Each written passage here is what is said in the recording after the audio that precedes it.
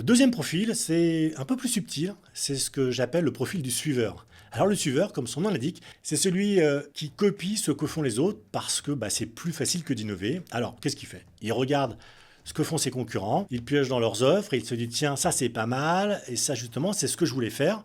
Donc il reprend l'offre, il change juste deux trois trucs, dire que c'est pas tout à fait la même chose et comme il n'a aucun vrai levier pour se différencier, il affiche un prix plus bas. Donc si son concurrent a mis 7% du prix de vente, lui il le fait à 6. C'est un peu sa façon d'attirer le client.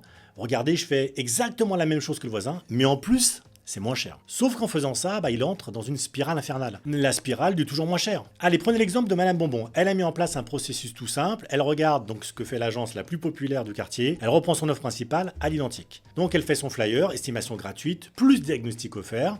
Elle s'embête même pas à modifier quoi que ce soit. De toute façon, ça fait 20 ans que ça marche. Juste, elle met un prix plus bas que le concurrent. Donc elle prend 6 points d'honoraires au lieu de 7%. Mais 2 mois plus tard, il y a une autre agence qui fait la même offre. Mais cette fois, c'est 5% d'honoraires. Et encore 3 mois plus tard, il y a un mandataire qui s'installe dans le quartier, lui qui prend 4%. Et encore 6 mois après, il y a une agence low cost qui fait sa pub avec un accompagnement en ligne pour 2% du prix de vente. Alors résultat, c'est que Madame Bonbon n'attire plus de clients. Et moralité, si vous jouez uniquement sur le prix, il y aura toujours moins cher que vous. Et votre prix bas, il a un impact négatif sur la valeur perçue par le client. Si c'est moins cher, c'est que c'est forcément moins bien.